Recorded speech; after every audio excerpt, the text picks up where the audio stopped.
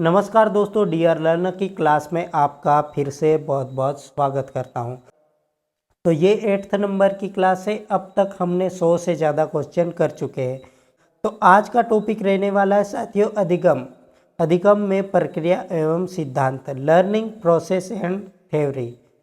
तो ये प्रश्न एमपीटेट वर्ग 3 और सीटेट की अपकमिंग एग्जाम के लिए बहुत ही इम्पोर्टेंट रहने वाले हैं। ओके, तो पहला प्रश्न ये रहा आपके सामने। अधिगम पूरी तरह एवं मात्र अवलोकनात्मक व्यवहार पर निर्भर इस सिद्धांत का संबंध रिक्त स्थान अधिगम के सिद्धांत से है।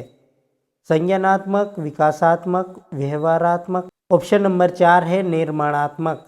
तो इस सिद्धांत का संबंध व्यवहारात्मक अधिगम से है। ओके, अगला प्रश्न है निम्नलिखित में से कौन सा जोड़ा सुमेलित नहीं है। ऑप्शन नंबर पहला है समतात्विक सिद्धांत थॉर्नडाइक। ऑप्शन नंबर 2 है सामान्यीकरण का सिद्धांत C.H. जूड। ऑप्शन नंबर 3 है औपचारिक अनुशासन का सिद्धांत कोहलर। और ऑप्शन नंबर 4 है विशिष्ट एवं सामान्य तत्वों का सिद्धांत स्पायरमैन। तो क्या आंसर होगा साथियों? तो इसका राइट आंसर ऑप्शन नंबर 3 हो जाएगा। औपचारिक अनुशासन का सिद्धांत कोहलर के द्वारा नहीं दिया गया है और यहाँ पर विशिष्ट एवं सामान्य तत्वों का सिद्धांत स्पायरमैन के द्वारा दिया गया है। ओके, आगे बढ़ते हैं। जब पूर्ववर्ती अधिगम नई स्थिति में सीखने की प्रक्रिया को आसान बनाता है तो यहाँ पर क्या कहलाता है? अधिगम का सकारात्मक अनान्तरण। ऑप्शन नंबर 2 है अधिगम का निरपेक्षिक अनान्तरण। और ऑप्शन नंबर 3 है अधिगम का नकारात्मक अनान्तरण। और ऑप्शन नंबर 4 है अधिगम का शून्य अनान्तरण। तो यहाँ पर पॉजिटिव आंसर पूछा गया तो अधिगम का सकारात्मक अनान्तरण इसका राइट आंसर आ जाएगा। ओके, तो अगला प्रश्न पुनर्बलन सुदृढ़ीकरण का प्रकार जो विलोपन की धीमी गति को उत्पन्न करता है। ऑप्शन नंबर पहला है निरंतर सुदृढ़ीकरण। ऑप्शन नंबर 2 है निश्चित अनुपात सुदृढ़ीकरण। और ऑप्शन नंबर 3 है निश्चित अंतराल सुदृढ़ीकरण। ऑप्शन नंबर 4 है 4 अनुपात सुदृढ़ीकरण। तो क्या आंसर होगा साथियों? तो यहाँ पर पुनर्बलन और सुदृढ़ीकरण का यहाँ पर 4 अनुपातिक सुदृढ़ीकरण इसका राइट आंसर हो जाएगा। ओके, अगला प्रश्न है वाइगोस्की बच्चे के सीखने में निम्नलिखित में से किस कारक को महत्वपूर्ण भूमिका पर बल देता है?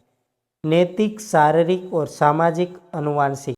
तो यहाँ पर वाइगोस्की ने कौन सा सिद्धांत दिया साथियों? यहाँ पर सामाजिक का सिद्धांत दिया। तो यहाँ पर बच्चों में सीखने के लिए सामाजिक का महत्वपूर्ण भूमिका निभाएगा। इसका राइट आंसर ऑप्शन नंबर 3 हो जाएगा।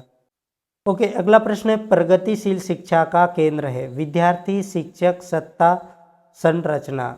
तो यहाँ पर क्या आंसर होगा साथियों? तो यहाँ पर प्रगतिशील शिक्षा का केंद्र विद्यार्थी होगा। ओके, नेक्स्ट प्रश्न है सीखना एक तरह के व्यवहार का बचाव है, विस्तार है, संशोधन है। और ऑप्शन नंबर 4 है प्रसार है। तो यहाँ पर सीखना क्या है साथियों? तो यहाँ पर सीखना क्या है साथियों? सीखना एक संशोधन है। नेक्स्ट है शिक्षा के क्षेत्र में पाठ्यचर्या शब्दावली रिक्त स्थान की ओर संकेत करती है। शिक्षण पद्धति एवं पढ़ाई जाने वाली विषय वस्तु। ऑप्शन नंबर 2 है विद्यालय का संपूर्ण कार्यक्रम जिसमें विद्यार्थी प्रतिदिन अनुभव प्राप्त करते हैं। ऑप्शन नंबर 3 है मूल्यांकन प्रक्रिया। और ऑप्शन नंबर 4 है कक्षा में प्रयुक्त की जाने वाली पाठ्य सामग्री। तो इसका राइट आंसर क्या आएगा साथियों? यहाँ पर शिक्षा के क्षेत्र में पाठ्यचर्या शब्दावली विद्यालय का संपूर्ण कार्यक्रम जिसमें विद्यार्थी प्रतिदिन अनुभव प्राप्त करता है। तो इसका राइट आंसर ऑप्शन नंबर 2 हो जाएगा। ओके, नेक्स्ट प्रश्न है निम्नलिखित में से कौन सी प्रगतिशील शिक्षा की विशेषता है? समय सारणी और बैठने की व्यवस्था में लचीलापन। ऑप्शन नंबर 2 है केवल प्रस्तावित पाठ्यपुस्तकों पर आधारित अनुच्छेद। ऑप्शन नंबर 3 है परीक्षाओं में अच्छे अंक प्राप्त करने पर बल देना। और ऑप्शन नंबर 4 है यहाँ पर बार बार ली जाने वाली परीक्षाएं। तो यहाँ पर प्रगतिशील शिक्षा की बात करें तो इसका राइट आंसर ऑप्शन नंबर 1 हो जाएगा, समय सारणी और बैठने की व्यवस्था में लचीलापन। ओके, अगला प्रश्न है, शिक्षा का उद्देश्य बताना है आपको। विद्यार्थियों में व्यवसायिक कौशल का विकास करना, ऑप्शन नंबर 2 है। विद्यार्थियों में सामाजिक जागरूकता का विकास करना, ऑप्शन नंबर 3 है। शिक्षार्थियों में परीक्षा के लिए तैयार करना, ऑप्शन नंबर 4 है। व्यवहारिक जीवन के लिए विद्यार्थी को तैयार करना। तो यहाँ पर शिक्षा का उद्देश्य क्या है साथियों? इसका राइट आंसर ऑप्शन नंबर 4 आ जाएगा। व्यवहारिक जीवन के लिए विद्यार्थी को तैयार करना। तो यहाँ पर चरित्र का विकास कैसा होता है? तो यहाँ पर चरित्र का विकास इन सभी से होता है। इच्छा शक्ति, बर्ताव एवं व्यवहार के द्वारा, नैतिक के द्वारा। इसका राइट आंसर ऑप्शन नंबर 4 आ जाएगा। ओके, अगला प्रश्न है, बाल्य अवस्था में किसी विद्यार्थी की सबसे महत्वपूर्ण विशेषता है? उत्तरदायित्व की अनुभूति, ऑप्शन नंबर 2 है। ईमानदारी, ऑप्शन नंबर 3 है। सहभागिता, ऑप्शन नंबर 4 है। आज्ञाकारिता। तो यहाँ पर बाल्य अवस्था में किसी विद्यार्थी की सबसे महत्वपूर्ण विशेषता क्या होती है साथियों? इसका राइट आंसर ऑप्शन नंबर 4 आ जाएगा, आज्ञाकारिता। अगला प्रश्न है, निम्नलिखित में से कौन सा गुण अच्छे मानसिक स्वास्थ्य के नहीं है?